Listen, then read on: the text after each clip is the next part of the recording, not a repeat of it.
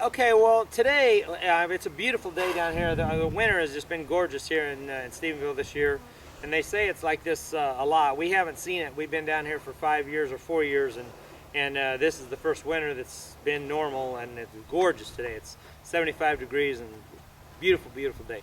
Anyway, a lot of people ask us about how we practice, and if we practice, and how much do we practice, and when we do, what are we trying to do? And I think that if, today I'm going to be healing, and I think that if you heal, and I know this at a high level, they're always working on their corner. Every good guy is always tweaking his turn. And in '07, when I roped so good at the National Finals Rodeo, I came back and I told Travis, if I could just get a little bit wider, and he said, geez, you're still tweaking your corner. You're the world's champion, and you're still, and that really made me believe that it's a never-ending process. You're always working on something. So we got some little fresh steers here, and I'm gonna really try to work on the corner. And when I work on a corner, I'm really bad about when the head rope goes on. I'm bad about lateral movement. I move in. I've always said in all the videos that I've made, 8 to 10 foot. 8 to 10 foot. Always 8 to 10 foot going down the arena, and 2 foot behind the steer's tail head. And I believe that if I stay at that 10 foot, and then you guys got some momentum going to those cattle. And if you get up there really high, then you're always pulling, and then you're dead in the corner. Or if you do move laterally, then you're too close, and then the head rope stretches, and you're too far away. So that's what I'm going to try to do today. I'm going to try to ride a good corner. I'm going to try not to let my horse's nose pass the steer's tail head. And also, I'm going to try to be, we all have things that we do well and things that we don't do well. I'm really bad about not being after the steer. You see a lot of young guys going down the arena, and they're after them, they're chasing them, they're swinging their rope, they're trying to time them going down the arena. And a lot of times I find myself just riding along, looking around, watching the head rope go on, and that's really the kiss of death for me. Some good guys even watch the head rope go on deliberately, and I really don't want to do that. If I do that, then I'm not watching the steer and riding position. So those are the things that I'm going to practice, and I'll make some runs here, and I might visit with you a little bit during halfway through the session or something. But that's what we're going to do today. And we're, in the past I said we're going to update this website, and we're going to post things on there so you can see what we're doing here at the training center. And I'm gonna do better about that. I'm sorry that sometimes you go to our site and there isn't anything new going on, but Travis is home for the winter rodeos, and I'm here teaching at the center. And there isn't anyone here today. We just had a group of Canadians leave yesterday. They've been here for 3 days. But anyway, that's what I'm going to be working on today.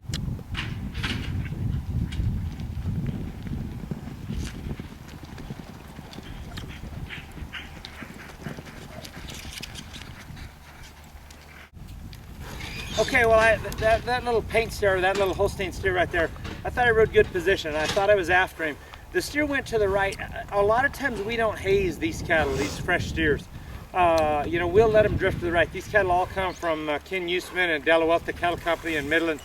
And, we don't want any of these cattle going left. We break them in and get a nice set together for him. And then when customers want a set, they're broke in good and they're strong, and we send them home. So I really don't like to push any fresh steer left here. At the roping, you want those cattle going straight or just the rodeos a little to the left. But when we practice, we don't do that.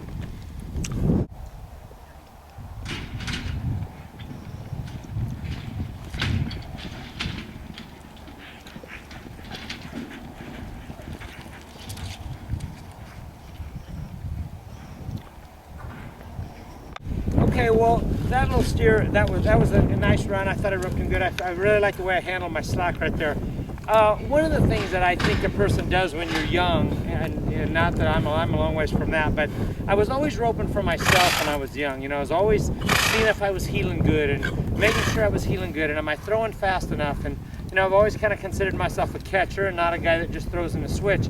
But I think it's more important to work on these horses. Like I could have roped that steer faster right there, but I could feel my horse kind of wanting to get me a little bit, and I need to really make sure this horse is free and running through the corner. And like I'm going to hold back and out just a little bit more than I normally would, and really make this horse run through the corner and really make him stay with the steer, following him 4 or 5 jumps before I rope him. So that's the plan. Sometimes the plan don't go exactly as planned, but that's what I'm going to try to do.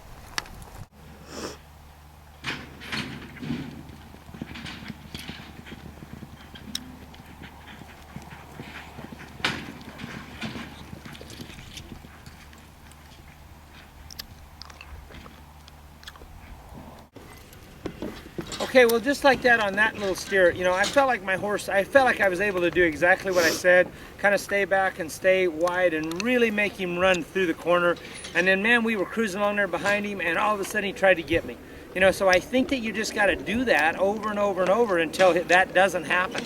Till you can come around there, and I mean, that horse is really free, and he just stays right there, and then you just rope. And like when we dally, we slide rope and let him walk forward. That's in all of our videos. We've made that clear that we believe in that. So, you know, you just got to keep doing that right there until they get absolutely free, and don't hesitate, don't cheat at all. Because what you're trying to do is you're not competing today. You're trying to get ready for the event. So if you got your horse dialed in, working perfect, especially, I think at any level, then the guy that's horses that works the best is the guy that wins, especially when ability is all equal.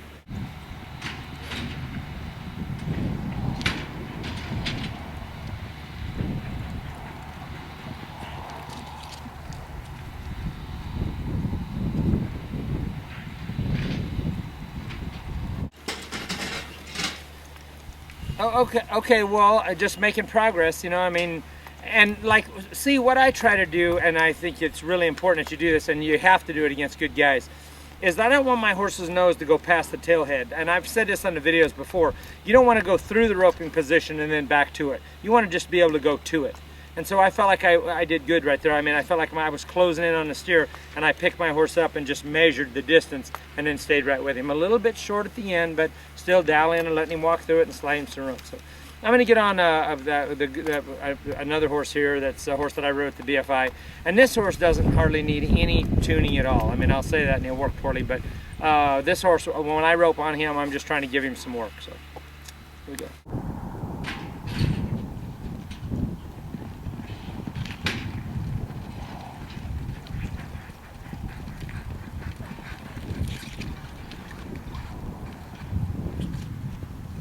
Well, that was probably my least favorite run. I don't know. I mean, I'll watch it on the video and I might like it, but you know, I thought maybe I was a little too tight, and the steer kind of threw me in the corner, and then I missed my dally. So, least favorite run right there. But my horse felt decent, so I'll do a couple more like that on this horse, and I'll get back on that other one and finish. So.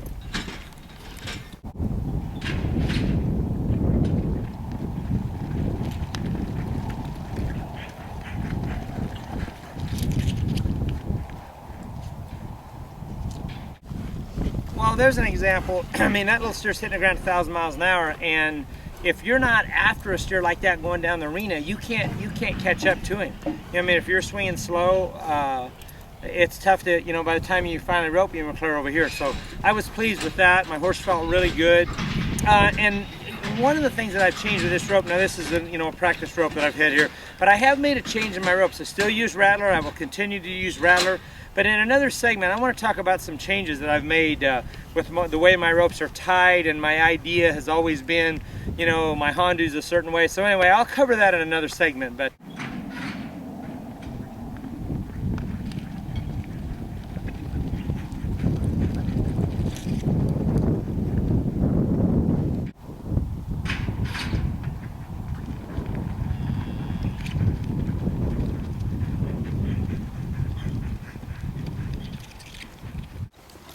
okay, well, that's just you know, a session here at the center, training center. You know, just trying to keep this horse free, keeping him moving. You know, I was a little too close on that last one, but that's kind of what I want him to do. I want him hustling through that turn.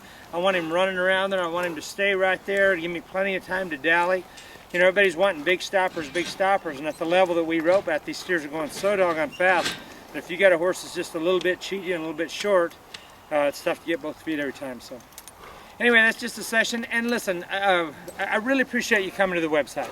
You know, we haven't done a very good job, or I haven't done a very good job. Travis has, but I haven't done a very good job of showing the stuff that I'm doing here. And we're out here every single day, but I just get lazy and don't post new stuff. So we appreciate you coming. We'd love you to come here and visit us here at the center and let us help you with your roping. And we're going to do, I promise you I'll do a better job. Travis is practicing, he's doing some stuff. We're going to do some stuff together, and I got all kinds of things planned. So appreciate you coming, visit us often, and we'd love to see you here. So thanks.